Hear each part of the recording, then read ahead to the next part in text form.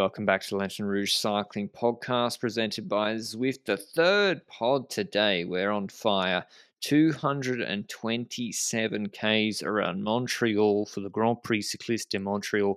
This is a hard circuit. It is different to the race in Quebec. That had 2,500 meters of climbing. This is nearly 5,000 meters of climbing. And in my opinion, this is more difficult than the World Championships course. There is very few flat kilometers in this race, albeit the climb itself, I guess you could say, no, I think it's as hard, frankly. It's 2.3 Ks, 6.3%. But if you take the middle kilometer of that, it is 1K at about 9%, which is the World Championships climb that we have coming up. But this is longer. So very hard race. We have a stacked start list, frankly, with Pogačar, Bajoli, Adam Yates, Guru, came third in Liège-Bastogne-Liège, Van Aert. Bardet looked good the other day. Bilbao, who I think was being a little bit political with Alejandro in the interview the other day about why he's not going to World Champs when he said there's better riders in Spain. I don't think that's true. I don't think he thinks that's true.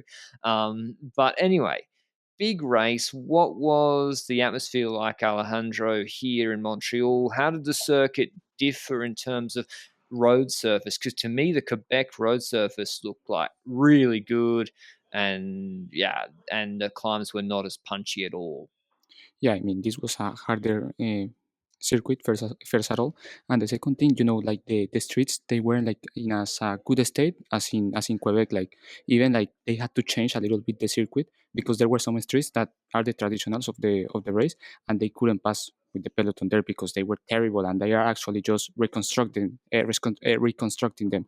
So was quite different, and even that changed the strategy because, for example, another interesting thing was like that last K, they had to make like a full turn onto the last 500 meters, and that reduces the speed, so it makes also the sprint very complicated. So yeah, it was quite different from Quebec. That I think was less harder than Montreal. So yeah, Alejandro's been on the ground this weekend. He interviewed a few of the riders before the stage: Van Aert, Biniam, Quinn Simmons, who attacked the other day, Matthews tuning up for a home worlds, as well as a few others. Here's what they had to say about how they thought this race would be different to Quebec and how it would play out. Yeah, I think I have to. I mean, Quebec is a really explosive final, and very often is a waiting game until the final lap. And I think here the race is much harder climb, so we can expect attacks from further on. Are you gonna repeat your strategy from Quebec the other day? No. No. So then, what would be your plan? A circuit like this, you know quite quickly your place. So I either make it to the finish and we fight for the win, or I'm in the bus already. Yeah, we'll see. It's harder today, so I think the race in itself will create some more difference. So just have to be up there if you have the legs. Yeah, I mean, everything's possible, but today it's going to be hard. So yeah, I mean, if I'm finishing the good position, I'm okay. I mean, it's not only about the winning. So if I'm even top 10, I'm happy. I think it's 2 laps more than when I won here, and extra few climbs each lap. So I mean, I'll try my best. It's obviously more favourable to the climbers today, but there'll be another great hit out for the Worlds in 2 weeks. So I'll do my best. It's obviously very hot today, and I think it's going to be a survival out here today. But I'm looking forward to it. I think Benoit went really good Quebec. I think I'm still up there. I was in the group behind, so this race always fitted me a little bit more in time of really winning. So I think we have 2 good cards to play with Benoit more on the attack. I think it's a race that also suits him. Be more in front, and I can just sit on and wait, and hopefully it comes back and I can have a good sprint. So I think that's a bit the strategy, and I think with 2 cards you have always it's always better than with one. Otherwise you have to panic when somebody goes away. But anyway, interesting to hear. I had a laugh at the Quinn Simmons when you said, what will your strategy be? And he would be the same. He's like, nope. Otherwise, I'll be getting in the bus early. The race itself, pretty Let's start with Andreas Leknesund. If you weren't watching Arctic Race of Norway or Tour de Suisse, this young man, this Norwegian guy, is a beast. He's a big engine, 70 kilo range, tall, actually quite aerodynamic, powerful. Not a guy you want to let in a breakaway. He won Arctic Race GC on the last stage from an almost all-day breakaway. And again, he was in the break here. And the reason I mention that is he was at 120, 130.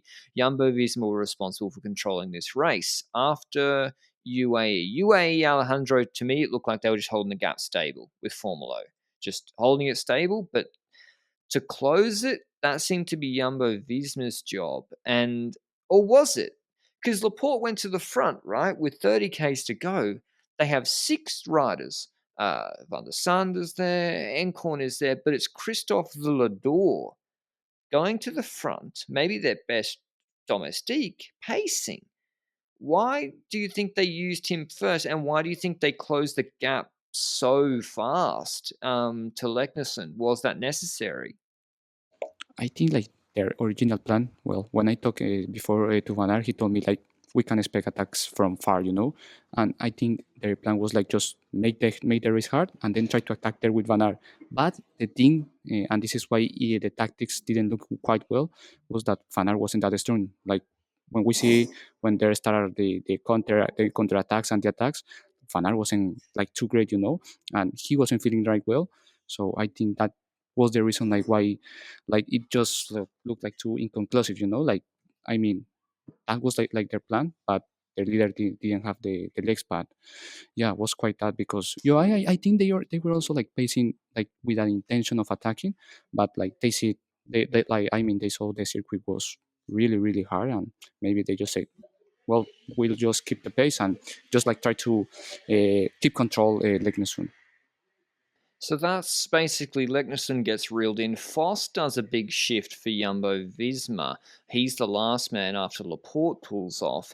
And I'm thinking trouble because we've seen at the Olympics. It doesn't matter how good your sprint is. If you're the number one favorite and your name is Wout van Aert, if you have a group of 15 guys around you after a climb with a run into the finish or some climbs to attack, they're not going to go to the finish with you, at least willing. And that when I saw Foss there and the group was deep, we was talking 30 riders. There was Volta there, plus Guru, plus Stora. There was Ulysses plus Pogačar. There was Danny Martinez and Adam Yates. There were teams with multiple riders. I thought that was problems for Jumbo Visma, and at that point, I think they managed it really well. A counterattack went with Vondal and who was the starter rider? Velasco. That went, and they didn't overreact. Then no one else was attacking, and they just paced to the last pinch, which was cresting with about 11 Ks to go. I think they played that pretty calm. I was surprised Bahrain didn't attack with Tratnik. EF had crashed with Piccolo and Paulus. I would have expected them to go with them. But then your man Alejandro, we said he was looking lean. Danny Felipe Martinez from the base of the last climb went full gas. This man came. Did he podium Liège? I said no.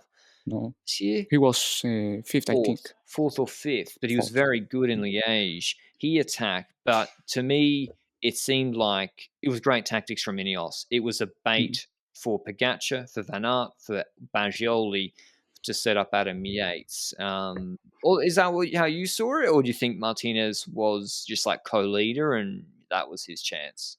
No, I think like that was like the key moment of the race for me, because like when Vandal and Velasco were at the front, I mean like you said Jumbo had in some way controlled the situation because they had Foss like just to pull off and try to control the situation. But when Martinez attacks, that's like sending UAE and Jumbo like the message, okay, right now it's time for Poggi and Vogt like to take the responsibility by themselves. So I think that's the move in some way planned just to launch Yates after, because then like that makes Poggi attack. Then like all the riders come up, and Yates is just staying at the wheels. I think he was at the parted wheel when at the moment of the Poggi's attack. Yeah, and but then I bridged him. Yeah, exactly. And then we see the moment just like Pogačar stops the attack, and then Yates go. So I think that was pretty much the plan. I don't think Martinez wasn't looking actually for an opportunity for himself, unless like Pogačar or Van Aert couldn't control his attack. It was great tactics from Ineos on that climb. We'll get to the next decisive move in a second, but a word on our show partner, Zwift. The Zwift Hub. If you're in Canada, if you're in North America, winter is coming. And if you want to get into indoor training, Zwift have released a trainer which makes it more possible for more people with the Zwift Hub at an affordable price for the trainer that it is. Incredible value. It's released on October 3rd. So go to Zwift.com to get more information on it and maybe sign up for notifications for more info. Or if you already have a trainer, indeed, go to Zwift.com and hop on and maybe renew that subscription for winter or autumn now for your free 7-day trial. But yep, Yates counters the Martinez move. Absolutely perfect from them. I guess at this point, there's no tactical decisions for Wout or Pogačar. I guess Pogačar has the legs. He closes Yates. Wout just has to follow as best he can. He goes maybe a little bit over the limit. Like, here's the... you'd be thinking, how could Jumbo have kept Domestiques deeper in the race so Wout on that final 10% section doesn't have to go fully to his limit so a Laporte or a Foss can bring him back? That probably is wishful thinking. And in reality, if a group of Gaudu, Pogačar, Yates, Baggioli get away and they have 7 seconds on a tired Foss or a tired Laporte, they're going to work together and Wout will not come back. So Wout he got dropped by the Yates attack. The Yates attack was crazy strong. Like, if this finished uphill, Yates wins this race. But it doesn't. He has Pogačar fully redlined, I think. Baggioli and Gaudu were sitting on Wout, and they come round. But yeah, is there... I know Yates had diamonds in the legs. Is he going to World Championships? I'm not sure, to be honest. But he should, you think, no? I mean, like... 9% climb? Yeah, like, I mean, for me, this is one of the races when you see that the strongest guys doesn't win.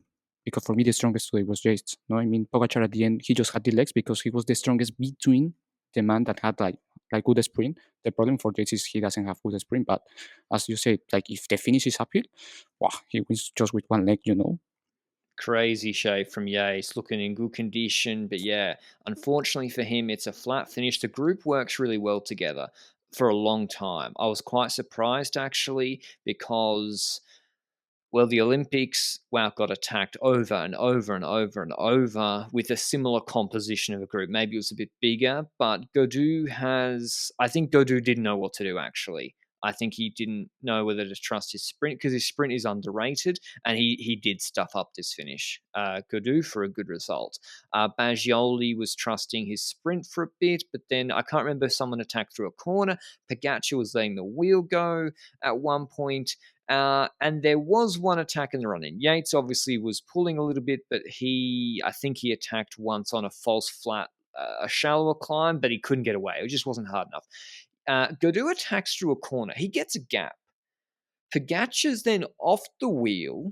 He actually looked a bit rough, and I've said it during the Tour de France, like, Pogačar's sprint regeneration is unbelievable. Pogačar can be completely ruined, stuffed on your wheel, is getting dropped. If he's able to sit in the wheels for 2 minutes, he can still almost do his peak sprint. It's just crazy, his ability to recover to sprint. But at this moment, Wout's gapped him. He's bridging across to Gaudu. He's got a group of 4 skinny, 65 kilo or less climbers, and he doesn't counter. And this is the moment for me where Wout, of course, has the best sprint theoretically from the group. He's, way heavier, 15 kilos heavier than these guys. He's winning pure bunch sprints this year, second in both pure bunch sprints in the Grand Départ and the Tour de France. But this is completely different. They'll sit on him. He's had to just defend and get dropped and come back on a punchy climb on a 4,800 meter Deneville stage or race. And I think his biggest relative advantage to these guys in the moment is his TT, is to go Cancellara mode, to avoid all the finessing. He's got Pogačar off the wheel, And when he gets to Godou, to do his full all-in effort to attack Godou and go solo on the flat. It might not have worked, but I think his sprint is kind of a curse at the moment, or can be a curse when the other guys are able to work him over a bit. So maybe he couldn't. But Omloop, he won solo. E3, they got separation. I think if he could have, he should have. I don't know if he could have. What do you think? Do you think he should have just trusted his sprint? No, absolutely no. I think like if he could have, the best option for him was like just to try to attack from far. The thing is that he couldn't actually, but I mean, Van Aert isn't a trustable like a rider you will trust like in this kind of sprints, because also like at this point, or I say in this kind of races, like it doesn't really have an impact if you have the best sprint between 5 or 10 riders. I mean, at the end, the only thing or everything turns around like on the energy you have and how hard is the parcours. And in this case it was pretty hard for Van Aert, and that's for example the big difference for Pogačar, because I think at the end in the climbs Pogačar he showed himself a little bit stronger than Wout, no? And I think that made the difference. And Wout actually plays the last kilometer really well. There's a hairpin turn that Alejandro mentioned at the top of the show. Remember in Liège when Alaphilippe ran wide and went to the back, Pogačar ran wide, went to the back, Valverde was like, I'm going to go to the front and lead them out for 300 meters into a headwind. Wout's like, I'm not leading out the whole sprint. It was the right thing to do. He's played that really, really smart. I couldn't believe they let him, and it freaks out Pogačar and Godou. Godou doesn't know what to do. He like goes to the front and starts pacing slowly. He moves to the side. He then decides to attack. He then opens up his sprint in the drop, standing up like a parachute from like 300 out, and Wout's in Pogačar's wheel. I've never seen this before. It's always Pogačar is in the wheel of the best sprinter, because tactically that's usually the best. Baggioli's on Wout's wheel, Yates is at the back, and Godou goes, and Pogačar then has to close it, and he's not on the wheel. And I'm like, Wout has played this perfectly tactically in this final K. Pogačar's stuffed, but it's a slow speed sprint, and as Pogačar gets up to speed, he's looking super aero. He's still out of the saddle. Long sprint, gets past Godou, and Van Aert sits down in his wheel, can't come out of Pogačar's wheel. Pogačar wins by a bike length plus, with Van Aert beating Baggioli for the bike throw for third, Yates fourth, Godou fifth, Schmidt winning the bunch sprint. It wasn't even a bunch sprint, sorry. It was just dribs and drabs behind. Schmidt, Aliotti, Bardet, Bilbao, Warren Barguil. Matthews came 13th. What a sprint from Pogačar, Alejandro. And I think, I don't know, the Worlds parkour, I'm not saying he's the favorite for Worlds now, because it's not as hard as Montreal, in my opinion, but it is a 1K 9% climb. He's got Tratnik. I don't think he has Mohoric, but yeah, I've never seen Pogačar in this shape before his A target. Usually I thought he was going to come 5th or 6th today, but today, wow, like incredible sprint. What do you think about him for Worlds now? Yeah, I mean, of course, like he's gonna be one of the top favorites, like no doubt about it. But maybe with this win and with that fact of showing himself too strong before that main target, I don't know, maybe that would pull him like to a favoritism that I don't know, maybe could be much of the expected like before the race. And I guess we'll see, because as you said, it isn't as much as hard as the Montreal course, but I think should be enough like for him to make damage and try to play it similar, because those are climbs that even suit him. I mean, he can do very well there. And yeah, I can expect him riding aggressively and being one of the top favorites for sure. I mean, for me now, the man that will have like some more doubts will be Van Aert, because like he wasn't too good on these two races in Canada. Yeah, and I think the big difference is Wout van Aert has Remco Evenepoel on his team in the World Champs, and I think that's a good thing, because Ineos, for example, used team tactics today to allow Yates to come back with Bardet and then hit that group really, really hard. He nearly dropped Pogačar and dropped Van Aert for a little bit by 10 meters. But he's got Evenepoel with him. Now, can Evenepoel do a hard lead out if they're in a group of 5? Can Evenepoel attack and put Van Aert in their seat? That's different to today. It's Foss, it's Encorn trying to just sort of control the race. I do think it's an easier parcours overall. There is less climbing per kilometer in the World Champs, but I will say this was a great race. The Quebec, I think this was, because of the names, this was a better race for me than Quebec, but I think quite a good weekend of racing. Matthew said before the race, the circuit racing is really good as a tune-up for World Championships, but this, like the names, like Yates, Pogačar, Van Aert, Guru, the prime contenders for Liège-Bastogne-Liège, battling it out, full gas. I mean, hats off to the race. I thought it was really exciting. Was there anything else from the race, apart from these main guys? The way, I don't know, a Trek played it, or a Movistar, or a EF. Is Sturven dropping concerning for Belgium? Anything else maybe earlier in the race? I will say like Aramburu did really well, like he told me on the beginning he had some stomach problems and that's why he wasn't good enough in Quebec, and today like I saw him like in the bench for a good time, so I think that was pretty good for him. And also Arkea, like Bargill 2 top 10 points for relegation, so was good. Anyway, I think the press conference is kicking off. Andrea Baggioli, I just saw walked behind Alejandro. I guess let us know what you think. I've enjoyed having Alejandro on the ground, doing the podcast slightly differently. I hope he had a good weekend. Check out LRCP Twitter for all the interviews, and if you speak Spanish, Alejandro's put the ones with Spanish speakers on his Twitter account. But yeah, Grand Prix Cycliste de Montréal certainly will be talked about more, and the Grand Prix Cycliste de Quebec in our World Championships preview coming up. But thanks as always. Thanks, Alejandro, and we'll see you with the next one. Ciao.